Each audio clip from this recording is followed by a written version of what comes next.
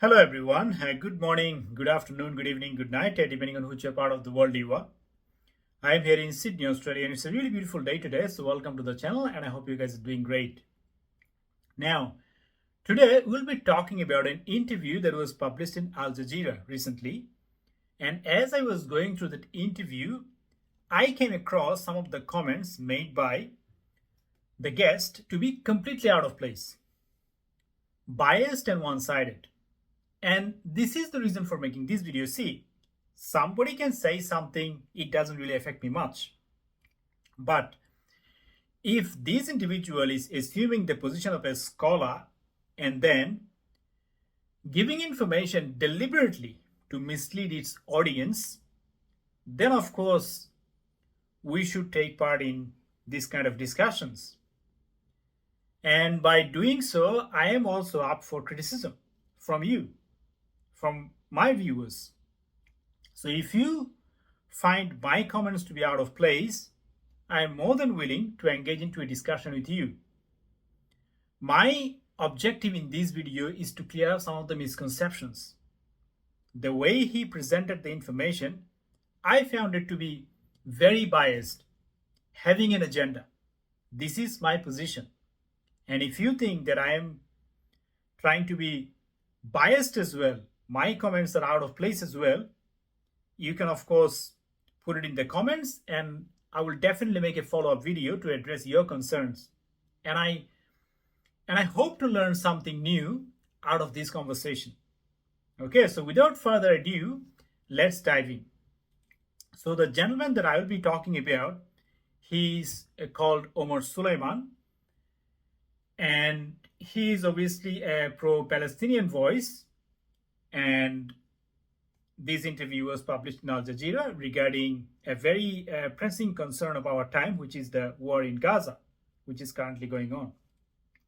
So let's listen to what he has to say, and based on his comments, I will then make my rebuttals, my observation as we go through. So let's dive in.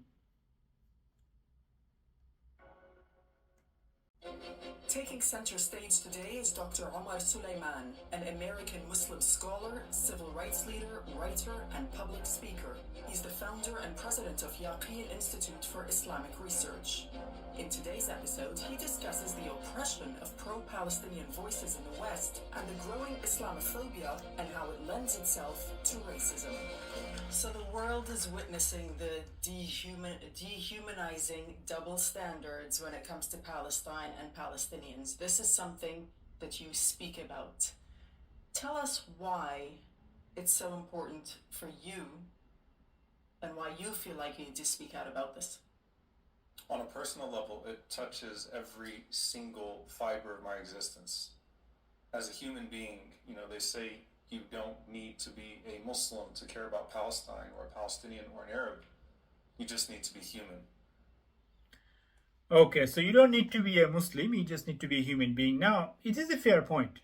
See, there is currently a war happening in Gaza, and innocent lives are being lost.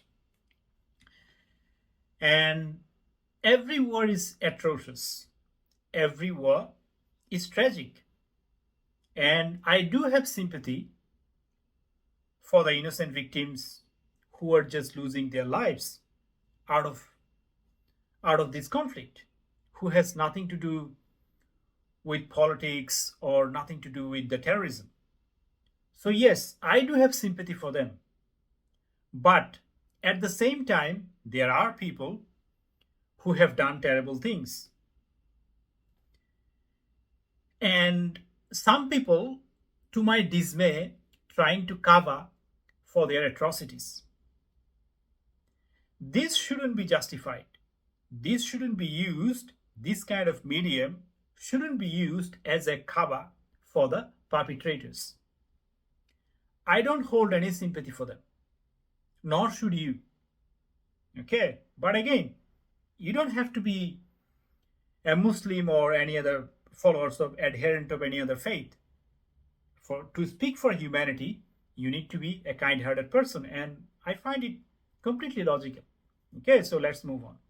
And I would hope to be a decent human being, and so any human being, I think, seeing the atrocious nature of the occupation over years and years unresolved, Now, occupation.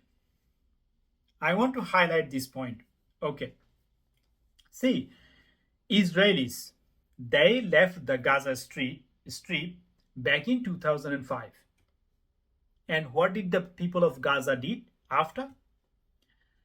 They gave power to Hamas. Hamas is elected by the people of Palestine. And ever since they took over, first of all, they annihilated the rivalries. I believe it was Fatah, the opposition party. They completely destroyed the opposition party, and then they built a terror infrastructure in the Gaza Strip. Okay. And ever since, they started firing rockets at Israel. On October 7th alone, there has been reports of 3,000 to 5,000 rockets being fired on that very day alone. At 6 o'clock in the morning, when these terrorists swarmed into Israel, they fired about 3,000 to 5,000 rockets on that particular day alone. And ever since they took over, back in 2007, I believe, there has been firing of rockets day and night.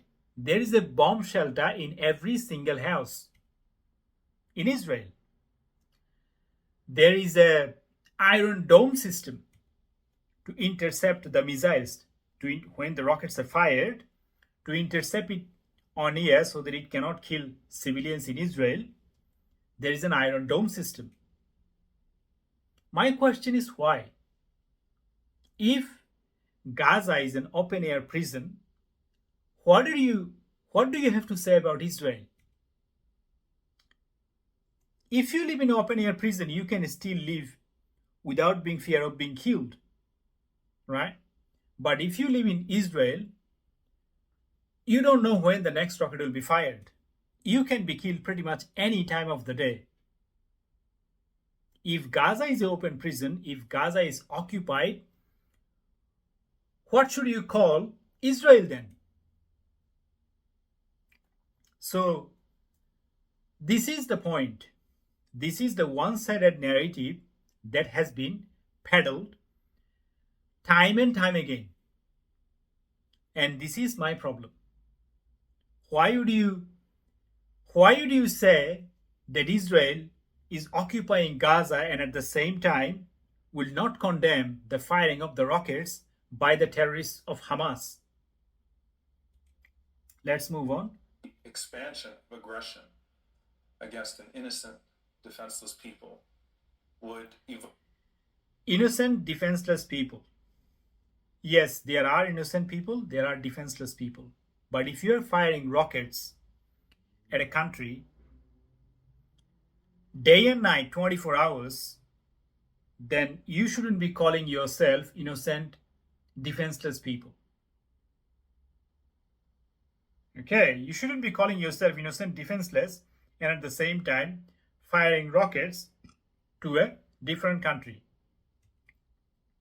evoke a certain type of outrage and empathy at the same time.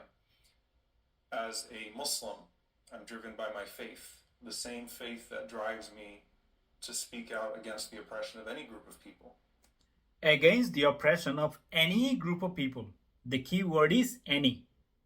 We're going to come back to this keyword, whether he stands by the comment that he just made.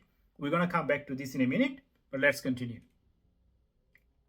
The starvation, the murder, the oppression, the robbing of just basic notions of dignity. You know, when Allah says in the Quran, وَلَقَدْ كَرَّمْنَا بَنِي آدَمَ, we start from the place that the child of Adam is meant to be honored, is meant to be dignified. And so as a Muslim, I am brought to the table because of the sanctity of my brothers and sisters in Palestine, and of course the particular sanctity of Masjid al-Aqsa in Jerusalem. And then as a Palestinian, every single Palestinian in the world has been touched by the initial Nakba. And the initial Nakba in some way. I want to highlight this point. Now, what is Nakba? Okay. See, I am not an aficionado of history. I don't know much about Jewish history, so call me out if you have to. I could be wrong. And again, as I said at the very beginning, I am hoping to learn something new out of this conversation. So this is my understanding of Nakba. Let me explain. 14th of May 1948, a new nation was born, Israel. It declared its independence.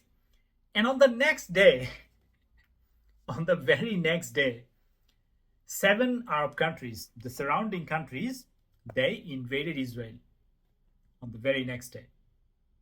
What will you do?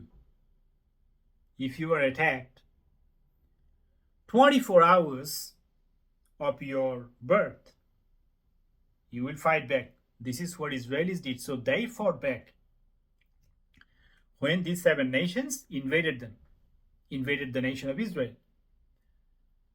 Now, you can see that there is a map, right? This map shows the green. These are the Muslim controlled regions. These were Arab or Muslim, whatever it is. And then on 1948, when the 7 countries invaded Israel, there was a civil war. And Israel won, and then they took over the green areas. The previous map that you can see, the green areas, Israel took over after the war. And then, of course, Israel annexed, I believe, West Bank and Gaza. You can see 1967, they annexed both of these regions. And so on. So, this is the issue.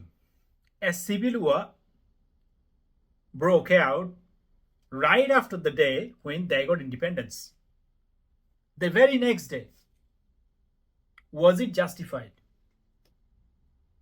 A new nation was born.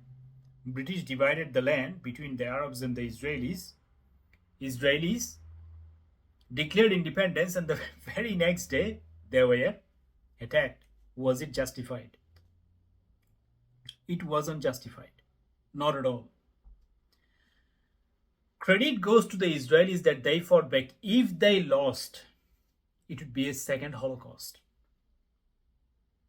It would be a second Holocaust. That was the intention of 7 Arab countries to invade a sovereign state of Israel. That was the intent by these 7 Arab countries. So this initial Nakba displacement didn't happen out of the blue. It didn't happen out of the blue. And now he just 1 minute ago he mentioned about any group, oppression against any group. Now let me tell you this. Let me show you this one. Yemenite Jews. So we are talking about the Nakba 1948. Between June 1949 and September 1950, an overwhelming majority of the country's Jewish population immigrated to Israel. This is just one example. The Yemenite Jews. All the Jews from the Middle East were kicked out. He mentioned about being a decent Muslim. He was saying that oppression against any group of people. Have you heard any Muslim? Have you heard any Muslim ever talking about these Jews? See, when we are talking about oppression, yes, there is a valid point. If you are firing rockets, somebody will be restricting your access. Yes, Israelis putting a blockade on that tiny piece of land, the Gaza Strip, as he was explaining the dignity, the sanctity of his brothers and sisters. Israel was putting a blockade. Yes, they were putting a blockade because why? because the people of Palestine, they're firing rockets. There is a terror infrastructure right on the borders of Israel. What will you do? If you are coming after me, is it unfair that I will go after you? Is it the full picture that he is trying to depict? What do you think? You are saying that people of Israel, people of Palestine, they are innocent, defenseless people. They are firing rockets day and night. Will you call it defenseless? Talking about dignity and sanctity, right? Talking about oppression against any group of people. Do these Jews in Middle East, do they count? Not just in Yemen, all the Jewish people living in their homes in Middle East, they were kicked out right after the Nakba. What about their displacement? If you want to talk about the displacement of the Muslims, okay, I agree. You have a point. But what about the displacement of the Jews living in Middle East? What happened to them? Right now in Israel, there is more than 1 million Arabs live there. 1 million. What about the Jews living in Gaza? When Israel withdrew from the Gaza Strip back in 2005, they forcefully removed all the people, all the Jewish people living there. They left behind no Jews at all. All their Jewish settlement has been, even in some cases, even in many cases, violently removed. This was done by the Israeli government. And why did they do that? They obviously did it hoping of a better future for Israelis and a better future for the Palestinians. Effectively a two-state solution. That okay, whatever happened, let's live peacefully side by side. This is a well-intended decision made by the Israeli authorities. And what did they get out of this? Bombing, that they get rocket firing day and night. If the Iron Dome system doesn't work, one day, how many Israelis do you think will be murdered on that particular day? So he is talking about the oppression against any group of people, but he has no concern whatsoever, no concern for all the people that has been kicked out of Middle East right after Nakba. Plus, which nation provides food, water, and electricity to its enemies, the population that is trying to annihilate you off the face of the map? Can you show me one example? Food, water, and electricity, the vital elements to sustain life. All of these things have been provided by Israel, again, for a better future, both for the Palestinians and the Israelis. But what did the Israelis got in return? They got firing of the rockets day and night. Why will you not blockade? If you want to talk about sanctity, if you want to talk about the dignity, why don't you talk about the terrorism at the same time?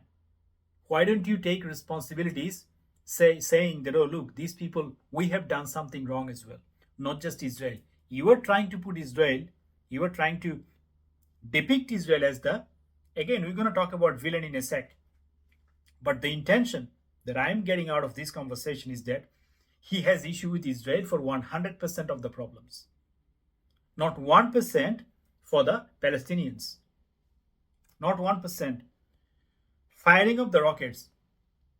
No one will allow, no one in their right mind, if they have half a brain of a rat, no one will allow that, okay, we're going to constantly fire rockets at us, that our enemies will fire rockets at us, and we will, an open door. We will embrace them with wide arms so that they can come and kill us. And there were, again, suicide bombings. There are instances of suicide bombings. Why will not they put blockade against these people, against the people of Palestine? Again, move on. In some way, we have generational trauma.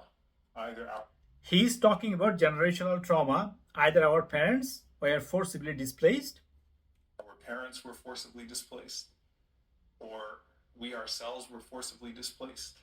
What about the Jews of the Middle East? He is talking about Nakba.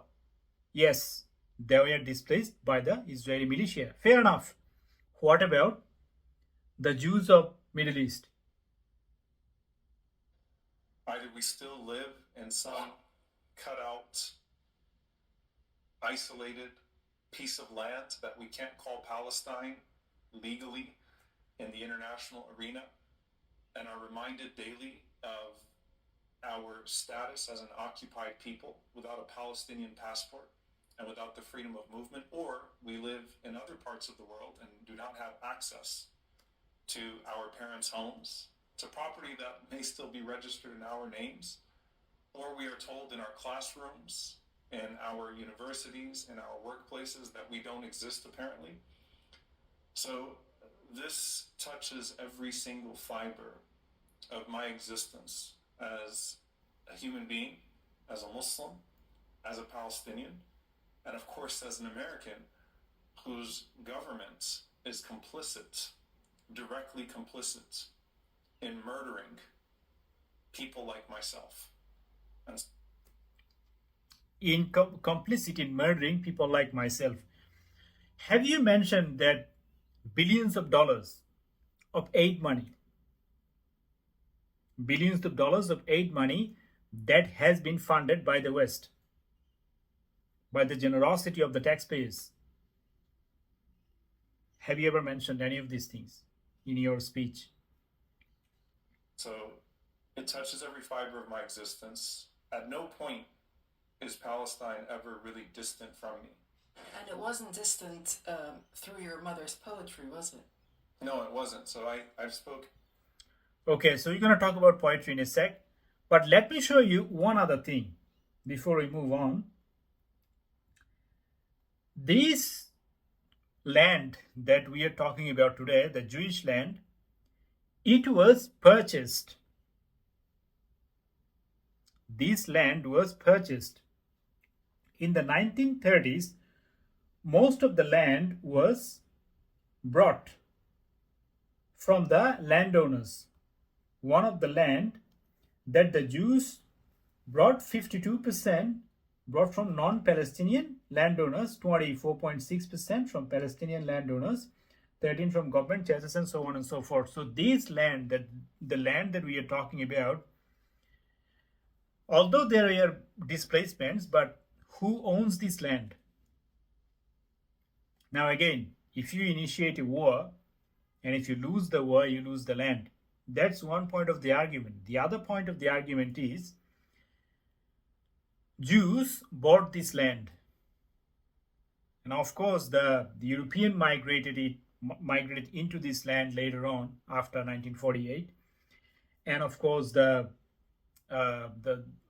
Jews that are living in the Middle East who were kicked out, like as I showed you the example of the Yemen, they also migrated to this land, the Israel, the land of Israel. But this land was purchased. Let's not forget this crucial fact. This particular piece of land was not stolen. It was purchased. So let's now talk about poetry, the stuff that he's talking about now. Okay.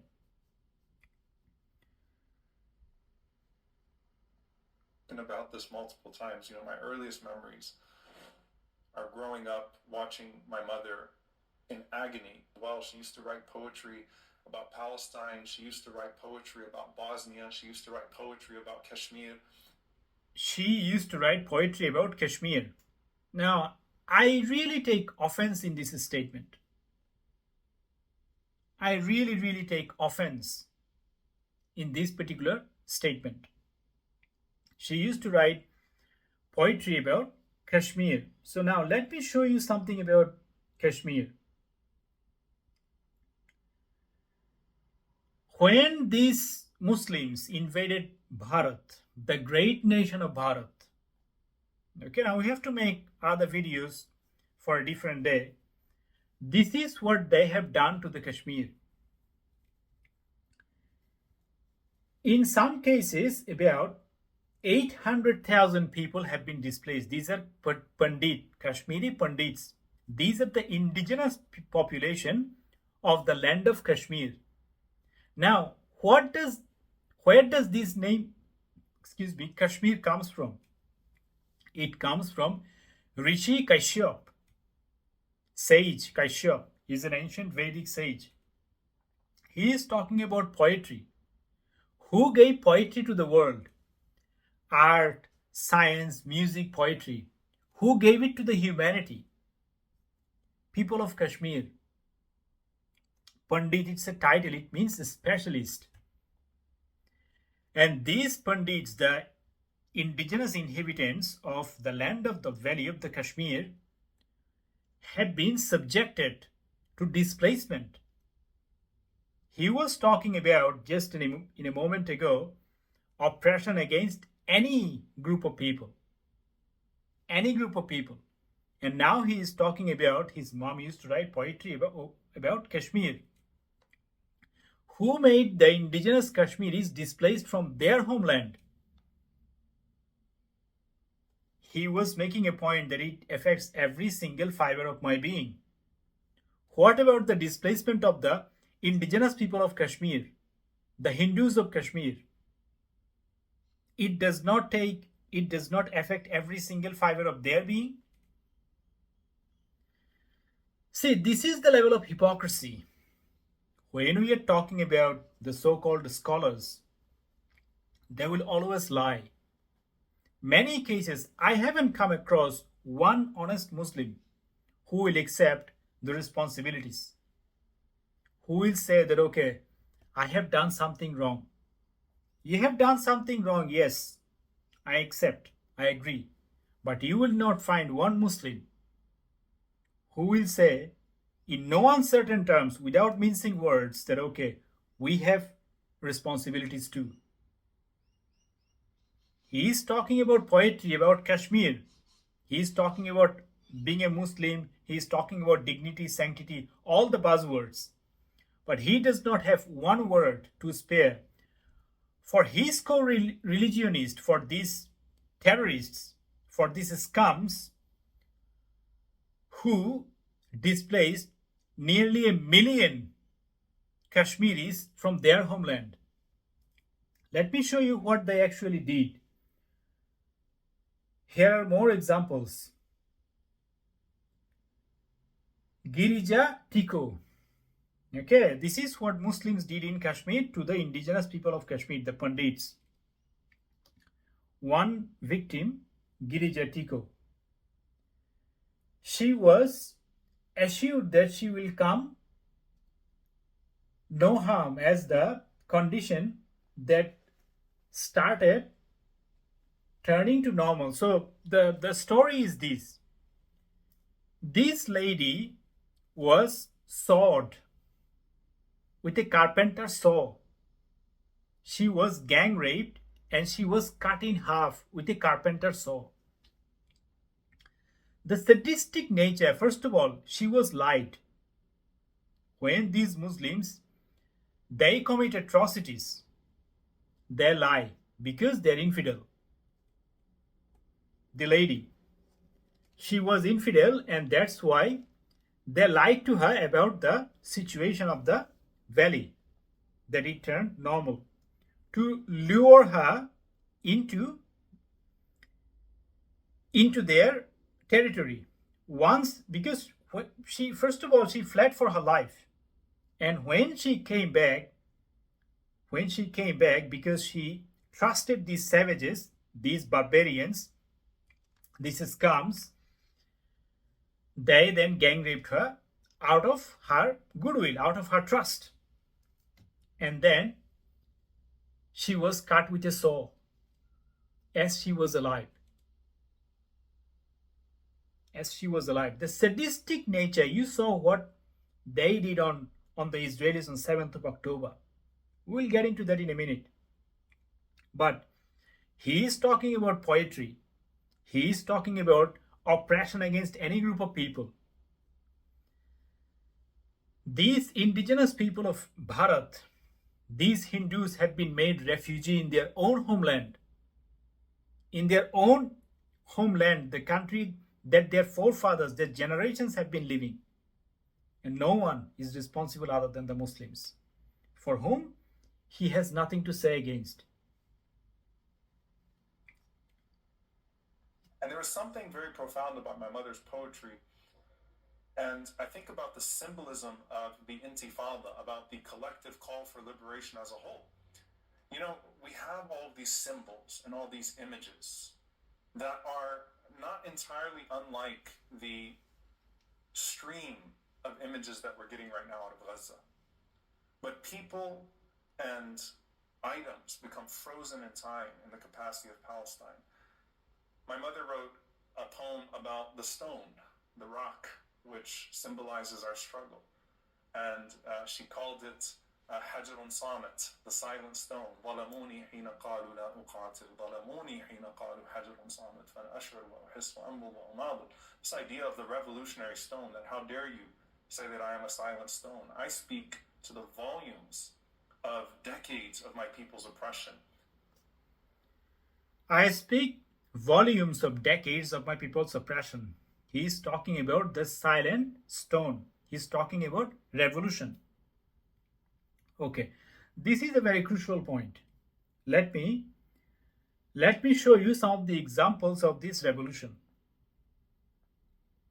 It's very painful to see people whip out an assault rifle and indiscriminately kill people, and people dying on camera. And it's not a movie. This is what happened in Israel. The footage in one such camera, and imagine these terrorists, the Hamas terrorists, they had body cams. Some had GoPro on their headbands, GoPro cameras. Some had body cams on their chest. So for example, when they pick up their assault rifle, you can see the line of sight of the rifle and the bullets hitting the unfortunate victims. And not just in any one place, but in multiple places. And I've been to those places on ground. I've been to, for example, Kibbutz Be'eri. I've been to that Nova Music Festival site. Imagine, and some of what I say may be deeply disturbing. We're not showing you those images, but I have seen those images. In a house, two young boys, they're waking up on a Saturday morning, and suddenly you hear a lot of gunfire outside. So their father, deeply concerned, he runs into their room, picks up both the boys, and they must be 8 years old, 10 years old, maybe 10 and 11. He picks up his sons and is rushing them to safety. In Israel, virtually every house has a bomb shelter, well protected, well fortified. But by the time he picks up his children and his two sons and takes them inside the bomb shelter, the terrorists follow him. And before the father can shut the door of that bomb shelter, the terrorists hurl a grenade inside. Imagine. The father, in those images you can see, with his body he's shielding his sons. And the father is killed. And the terrorists move on. And the sons come out running. The sons come out running, crying. You can even hear them on that camera. They're crying. And one saying, oh my God, watch the fact that their father is dead. And the elder brother is asking the younger brother, what happened? Where are you going? And he says, I can't see, because he has grenade splinters in his eyes. He can't see anyone. He's bleeding. The other brother is bleeding, and the other brother, the elder brother, may be 10 years old, maybe 12 years old. The younger brother may be 7, 8 years old. And their father is dead. You can see the father's dead body, and you can see the children inside. They run into their house, because where does a child go for safety? His own house. But his own house is not safe, because Hamas terrorists have infiltrated. And then you see a terrorist with his bulletproof jacket and with his assault rifle, with his body cam. He comes in, he opens the door of the refrigerator and tells the kids to shut up, or words to that effect, and takes out a cola bottle and starts drinking cola from their house. And the kids are horrified.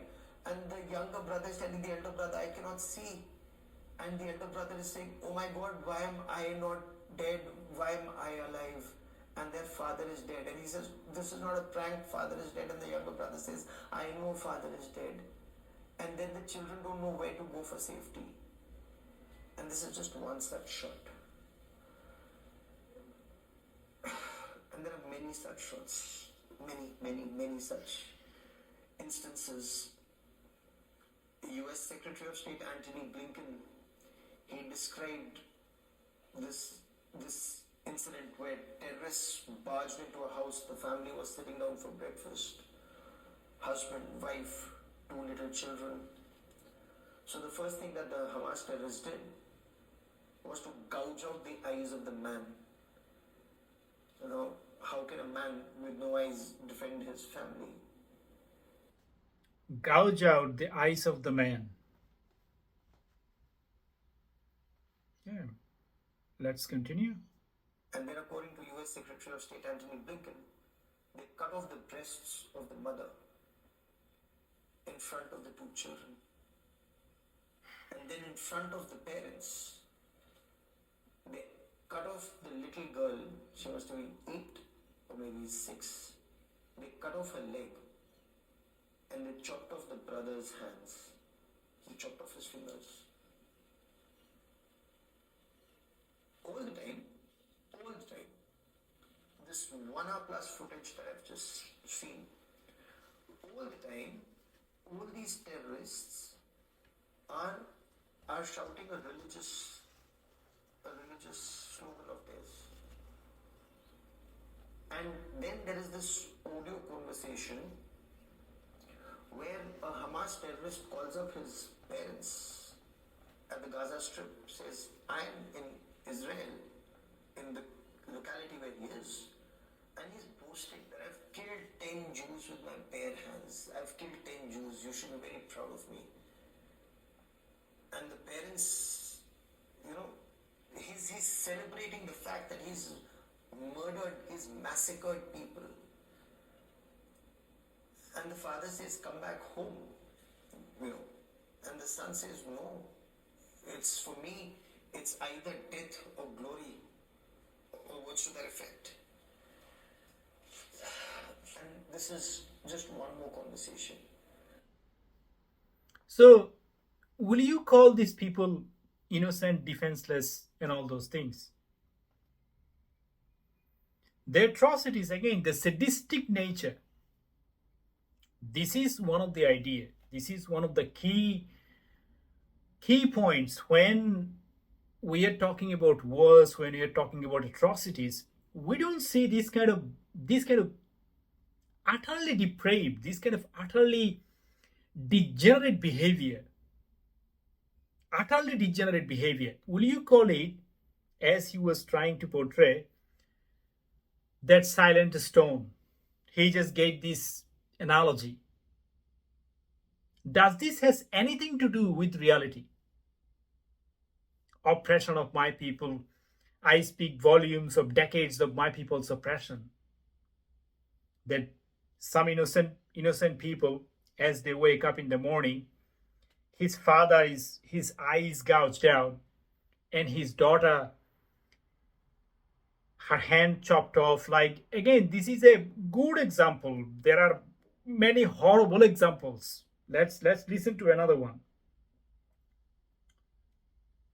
Everything Beckham, Shahada, your question. I just want to say, Levi, you stated question of reality. The reality is that beheading, the rapes have been debunked by Haaretz, Excuse me? CNN. That is proof that you are spreading your lies. Haaretz newspaper has even stated Apache helicopters killed their own civilians. That is a fact. Anybody here watching, look it up. The question of reality, Israel is illegally occupied. It did not start in October the 7th. People are researching Shahada, what's your question? They want to stand in history context. Shahada, what's your question, please? Please get to the question. My question is, do you validate your stories? And so why are newspapers debunking your stories? Mr. Levy. Tom, you've watched that video of the 40. Everything was organized for you. It was exemplary. Have the itinerary read? So easy. 3 minutes of Hamas atrocities captured on CCTV and GoPros, haven't you? I have. What have you seen? I've seen the beheading of people by Hamas. I saw the beheading of a soldier by Hamas with the face of the soldier unpixelated. And the entire video is the most brutal, horrific thing I have ever witnessed. I think Shahada's point is the story about the 40 beheaded babies. Is that still a story that has any truth to it when I think the Biden administration certainly has resiled from it? Well, the sad truth is children were beheaded on October 7th. And we have that from multiple eyewitnesses.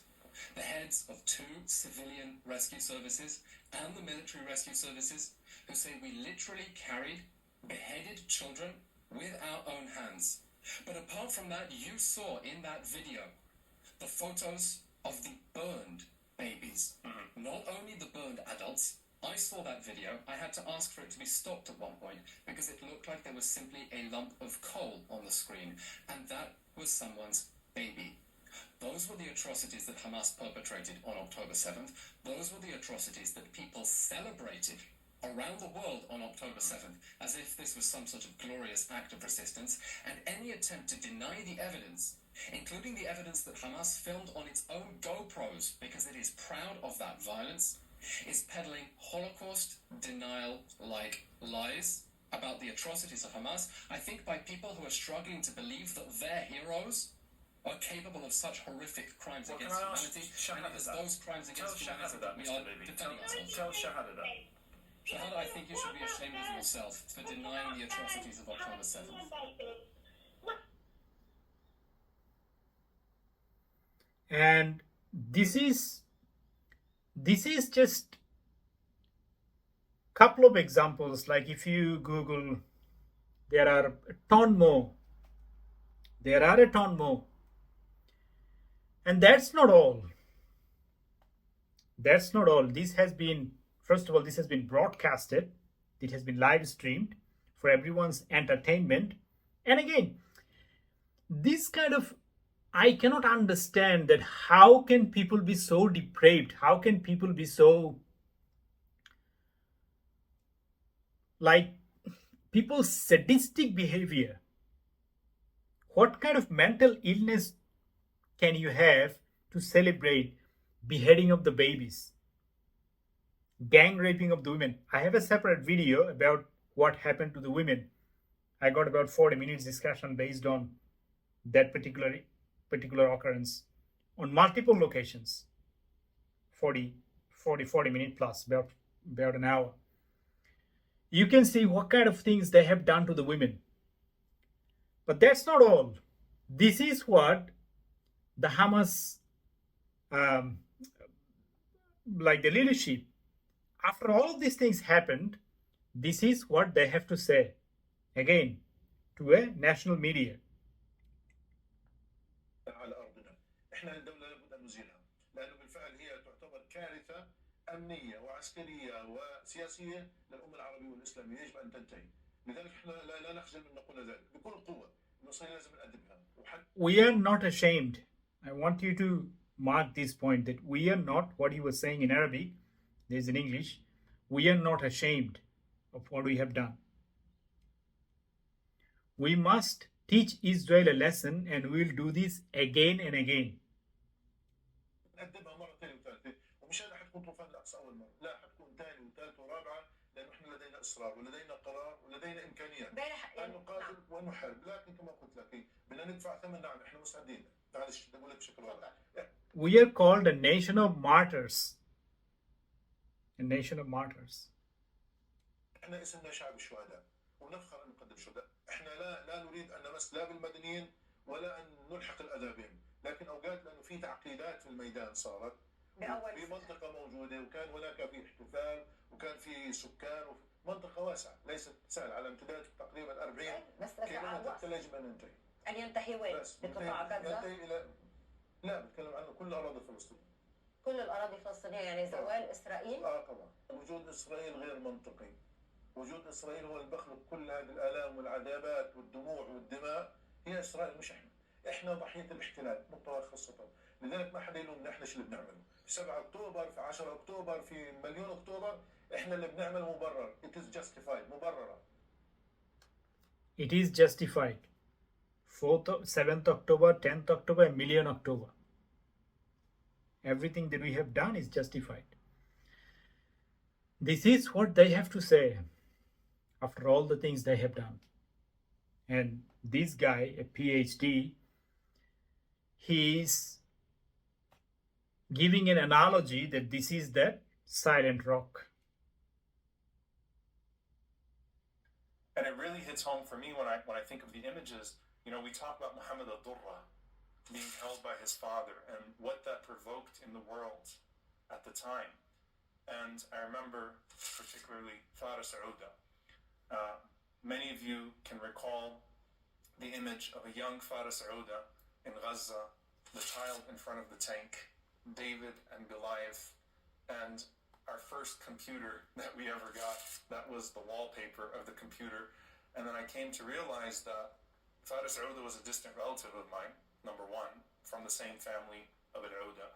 Number two, I realized at some point in my adult life, I said, you know, that kid, had he lived, would have been my age now. He's speaking through that picture on a regular basis through his struggle. But if he was alive, he would be speaking on panels and protesting as an adult for the same struggle that claimed his life back then. And so you have these timeless pictures, these timeless symbols that remind us that until Palestine is free, no Palestinian will rest. Until Palestine is free, no Muslim will feel comfortable with their faith. Until Palestine is free, no human being will be content in the realization of their humanity. No human being will be content in the realization of their humanity until Palestine is free. So the idea is, like you just heard from Hamas political wing, the chief, that this whole land of Israel is actually illegal. That means to free Palestine, you have to rid of Israel. Now, you tell me, from what you just heard, what I have just shown you, what is the difference between that Hamas leader who was talking just a minute ago and this guy? What is the difference? Is there any difference whatsoever? To me, there is absolutely no difference. They are not obviously one of those terrorists who will go and massacre people, understood? But on their thought level, both of these are fucked up. Both of these people are so fucked up, they don't know really what they're talking about.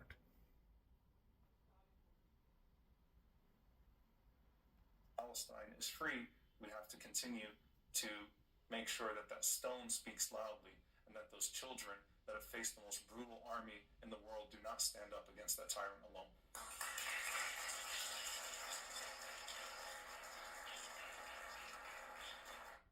And here it goes even more sadistic. People are clapping. People are clapping out of this speech.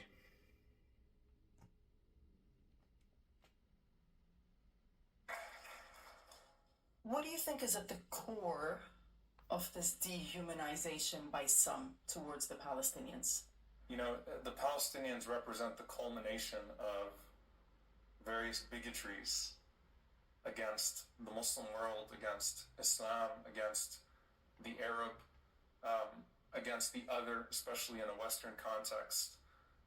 We're not just the villain, we're the most dangerous villain in the movie. We're not just the object of fear in an Orientalist play. We are the last boss. We're unfortunately framed in Islamophobia in the image of the Arab savage, and we threaten by our very existence a well-funded, dominant, racist ideology that has lobbies and PACs that can unfortunately co-opt politicians that otherwise might have been decent human beings and suppress the voices, or seek to suppress the voices of thousands and thousands and thousands of people. And so in our existence as Palestinians, we unfortunately, just by our existence, can be otherized to where we're a threat when we live amongst other people, and we're a threat when we seek to live in our own land. At the core of it is the last breath of the colonialism that has ravaged this side of the world. Israel is the last colonial project that exists in this part of the world. And in America's imperialism, Israel must exist to extend its interests and expand in order to expand its interests. And that is what multiple scholars have said over time. Colonialism. Now let's talk about it for a sec. So Israel is a colonial project. All right. So what about, let's talk about the basics of colonialism. So colonialism means one group is colonizing in a different land, the land that does not belong to them. As say, for instance, the British. They colonized in, let's say, India for about 200 years. And in Australia, British colony in Australia.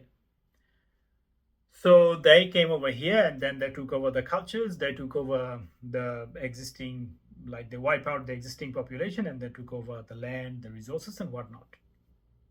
Now, if you want to talk about colonialism, if you're really keen to talk about colonialism, what about Pakistan?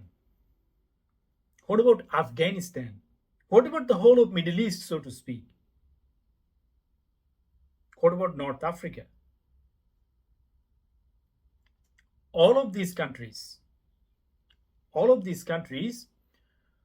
at one point, like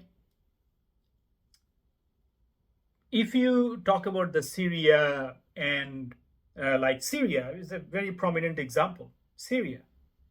Why? There used to be a library of Alexandria, which was burned for about 6 months. Iran, that same Iran is supporting these terrorists, the Hamas terrorists. What's its history? Persia, Zoroastrians. That is their history. Pakistan, who were these people? Hindus. Afghanistan, who were the original inhabitants of Afghanistan. In 2001, these Taliban, these savages, blew up the statues of Buddha. You all saw it. How they blew up these 1,000-year-old statues. What is it? What is the reason for the Muslims living in Afghanistan today, living in North Africa today, living in the Middle East today? Isn't it colonialism? If you want to talk about colonialism, okay, fair enough. Let's talk about colonialism. But have you not colonized? Have you yourself not guilty of the same vice that you are voicing your concern against? Have you not done the same thing? Are you different in any way?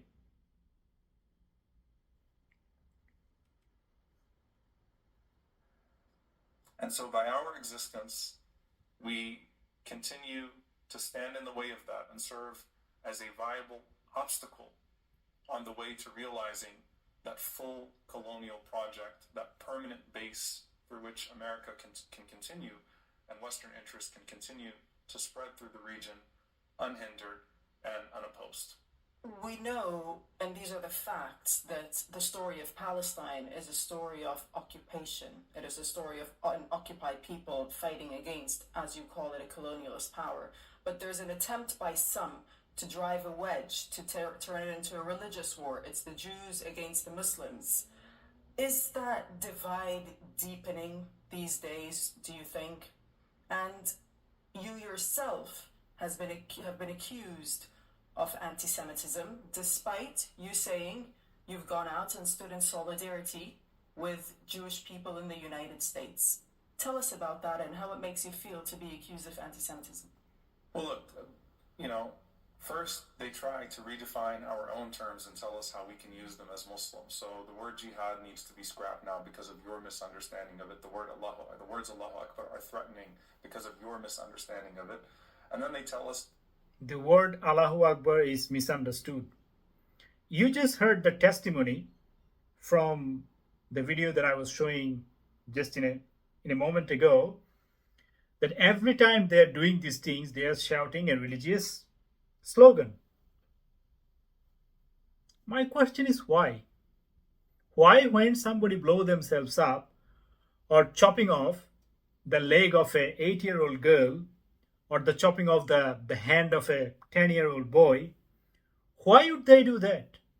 If everything is misunderstood in this world, why would the terrorist do those vile things and at the same time chant your religious slogan?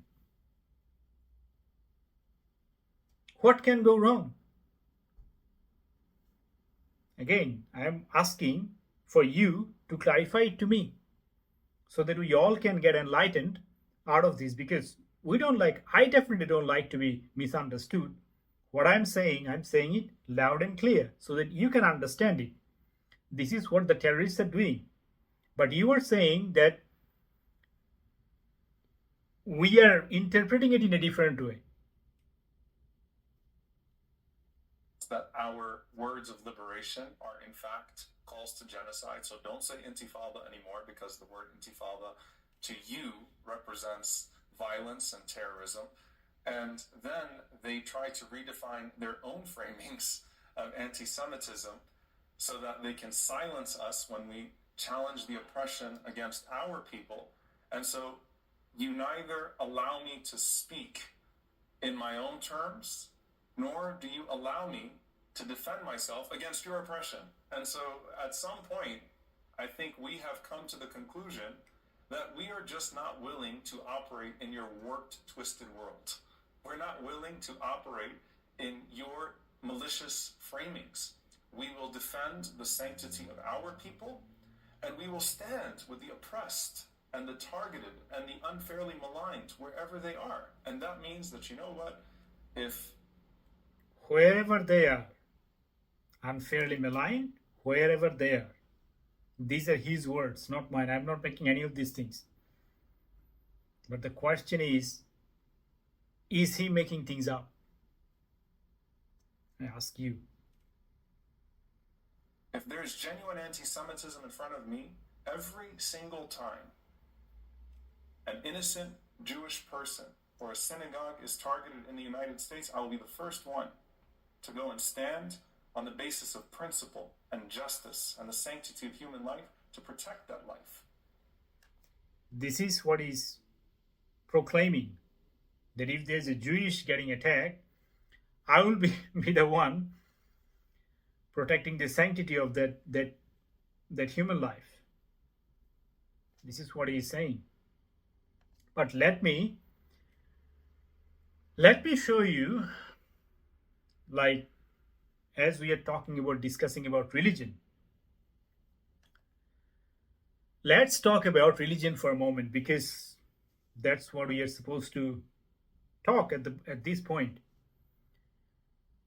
What happened? What did Muhammad do when he came to Medina? Now, first of all, he was kicked out of Mecca. This is what you have to understand. Muhammad was kicked out of Mecca because he was a troublemaker. Let's say in Kaaba, there were 360 idols. Who are the Meccans? They are the Quraysh people, the polytheistic people who have many gods and goddesses. So Muhammad would go into one of these shrines and then he will call the names of these gods and goddesses. He would insult these gods and goddesses. He would insult, going into one of these shrines, he would insult these gods and goddesses, and as such, the people, the Quraysh people, when they were repeatedly subjected to this kind of abuse of their gods and goddesses, they also became belligerent towards Muhammad. And that is the story of Muhammad's persecution. In other words, he was a troublemaker and then he was kicked out. When he was kicked out of Mecca, who gave him refuge? Who are the people of Medina? These are the Jewish people. These Jewish people, there are three Jewish tribes, Banu Kainuka, Banu Nadir, and Banu Quraiza. What happened to them? Again, the same people who gave Muhammad refuge. What did Muhammad do to them? Either they were expelled, either they were forcefully converted, or they were massacred. They were completely wiped out of the map. This is what Muhammad himself did. Let me show you one example. There are quite a few examples. So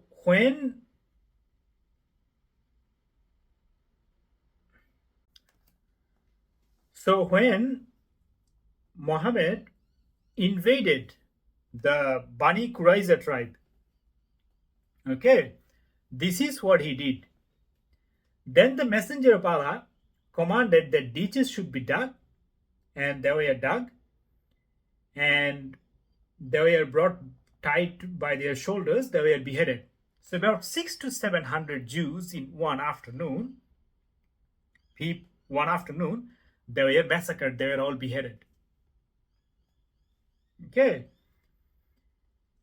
And who are these people?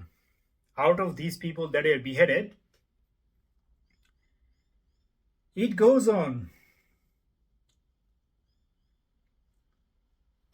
I was shown to the Prophet on the day of the Quraiza, because they were not sure about me. The Prophet told them to look at me to see whether I had grown any body hair yet. So he was talking about pubic hair.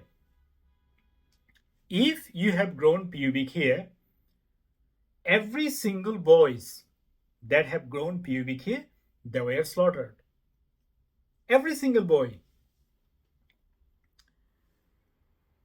Now, does it sound like, as he was saying that, sanctity of life and all those flowery words he was talking about, if there is a synagogue, if there is a Jewish people, blah, blah, blah, I will go and stand by the synagogue and protect this. Is this what his prophet did? Let me show you one more example. This is a poetess, Asma bint Marwan. Okay. There was one, like she had two children. There was one whom she was suckling. There was a baby on her breast, like on her chest, suckling on her breast. He searched her with his hand because he was blind and separated the child from her. So Muhammad ordered that this lady should be slaughtered. This lady should be killed. So this guy searched for the baby and separated the baby. He thrust his sword into her chest until it pierced up to her back. This lady was breastfeeding her baby, and she was killed as the so-called follower of the divine prophet, went to thrust the sword up to her back, slicing her pretty much open as she was breastfeeding her baby. Let's continue. And in that same breath, of course, I am going to stand for the sanctity and the protection of my own people, a cause that has yielded my being born in the United States in the first place. And so you don't get to rob me of my own resistance by your misapplied framings, nor do you get to mistranslate our movement, nor do you get to take away our terminology. It's not something that we accept anymore as Palestinians wherever we live. And so we are choosing to insist upon our maps, to insist upon our culture, to insist upon our existence, and we will always be free Palestinians that are longing for a free Palestine, no matter who stands in the way, and no matter what unfair accusations are thrown towards us. And I'll say here, because it's very important, because I am a Palestinian American. I feel for my people in Palestine, and I also genuinely want good for my neighbors. And there are many confused, uninformed, or I genuinely want good for my neighbors. I want you to highlight this point. And he was saying that there are many confused, uninformed, misinformed. The information that I have shown you, do I look like uninformed? Well, I can be. I'm not saying that I know every single thing, but this is coming out of your history. This is coming out of your own prophet. Is it fair to say that this is not misinformed? I can be uninformed, I can be less informed, yes, but this is not misinformation. Is this fair to say that? Informed Americans in regards to Palestine, in regards to the war in Iraq, in regards to many of America's ugly, unholy wars on the Muslim world and in the Middle East. And I often challenge them by saying that, hundreds of thousands of people were killed in Iraq on the basis of a lie. The lie that there were weapons of mass destruction. Can you tell me the story of a single person that was killed in your name? And the answer is almost always, I don't know who they are. I can't name a single Iraqi. I can't tell you a single story. When it comes to the Palestinians, when it comes to the inability of the average American to see through all of the layers of misinformation, not only do they not know the story of the Palestinian people, but they have unfortunately assigned a propensity to violence to every single Muslim in the world. Right, so that brings me to my next question. Religion is being used as an excuse to justify the suffering of peoples, including now, as we see in Gaza. How do you, as a faith leader, not let Islam or Christianity or Judaism become scapegoats in this way? By insisting on facts. Jews have lived in the Muslim world for as long as Islam has existed in the Muslim world. Jews have lived in the Muslim world for as long as Islam has existed in the Muslim world. He's talking about fact. Now, let me show you the fact again. Look, I am trying to be as objective as I can be. Okay. Correct me if I am wrong. I'm going to show you some of the things that he was trying to say. Obviously, he didn't back it up by his own evidence, but I will show some of the evidence to justify his comment. And of course, I will give my rebuttal based on the evidence that I'm going to show you. First of all, Jews have lived in the Muslim world. Okay. So, what is the history of these Jews living in the Muslim world, or how they lived in the Muslim world? Now, obviously, they lived as dhimmis, as second-class citizens.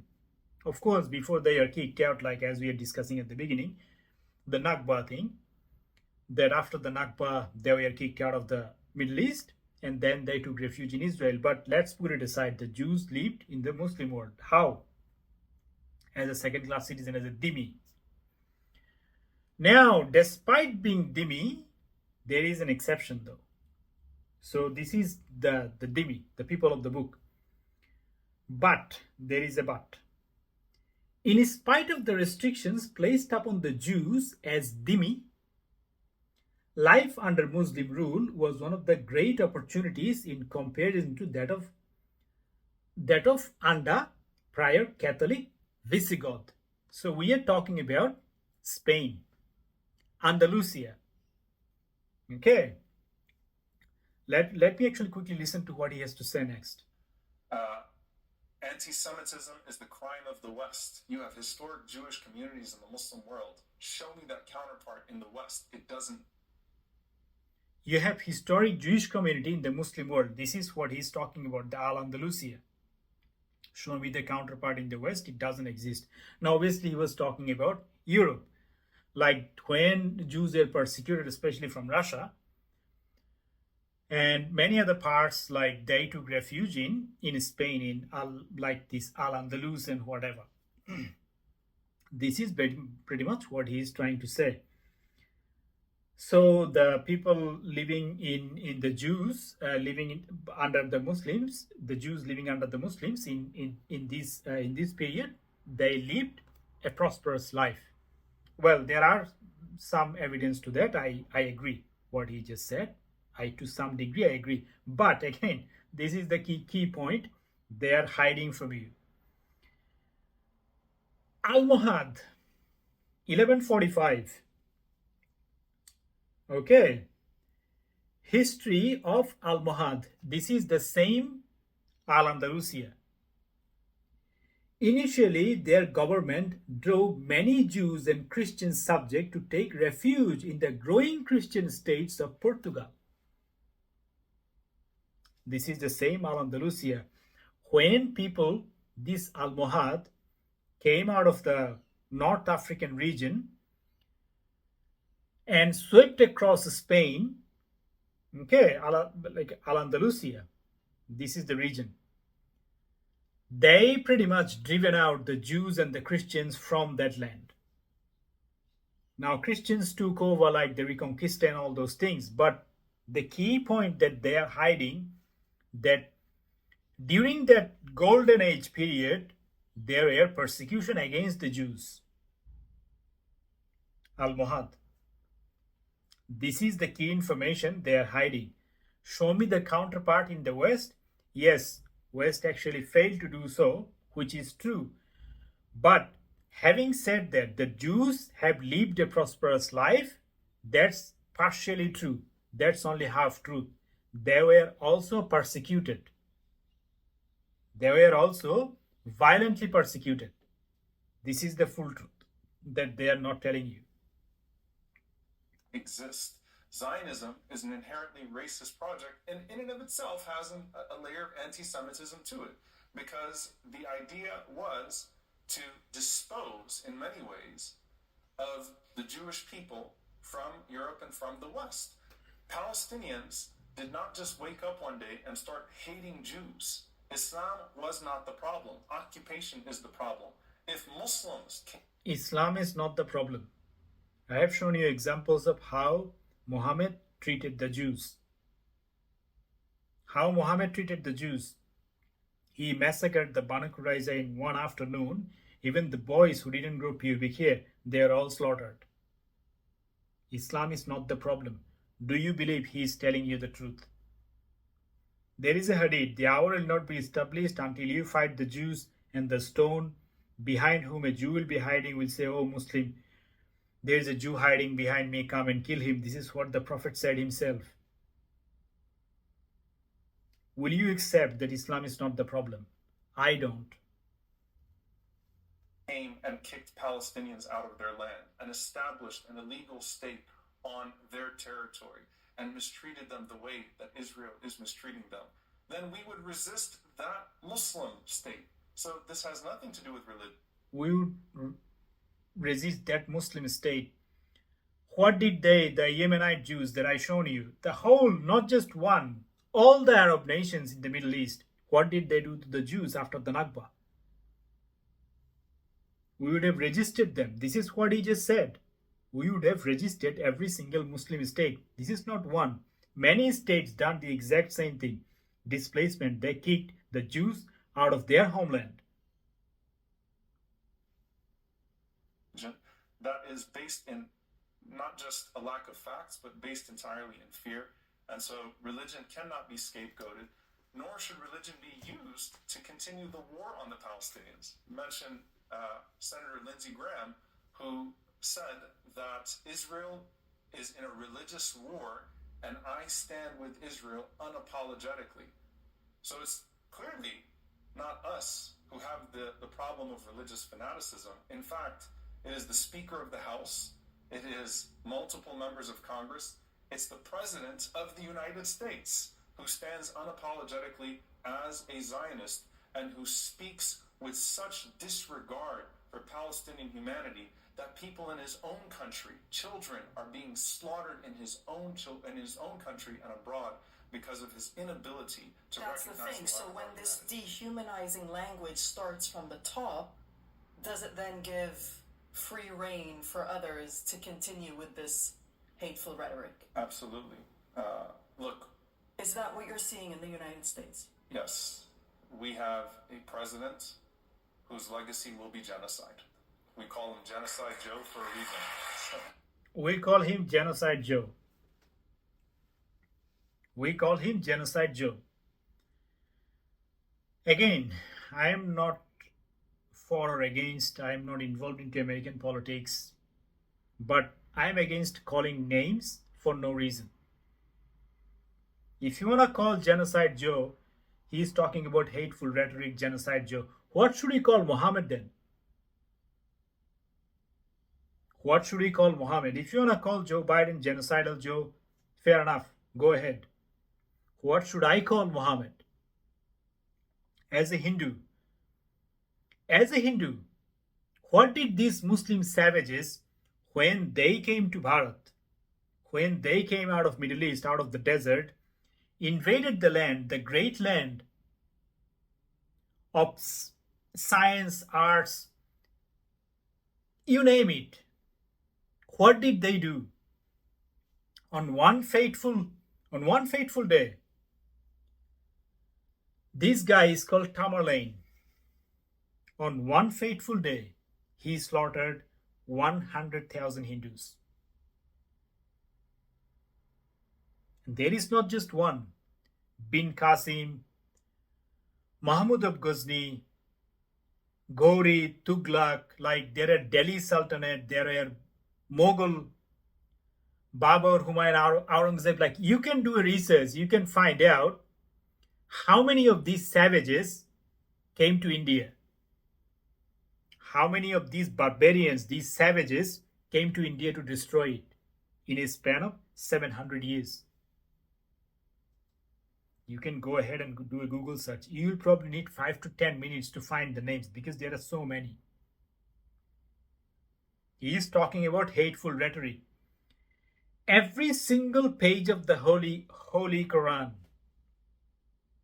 every single page, you cannot show me one page of the Quran that has not spent one word to spew hatred against non-Muslims. Not a single page exists in Quran. And he was saying that Islam is not the problem. Do you think he doesn't know about these things? That the stuff that I am telling you, do you think he has no clue whatsoever? Of course he does. He has all the clue. He is a PhD. I'm not a PhD. I'm a commoner. Everything is in Google. I'm telling you everything from Google. He knows because he's preaching about it. He's lecturing about it day and night. He knows a lot more than I do. But what I have just told you, does it look like a peaceful rhetoric?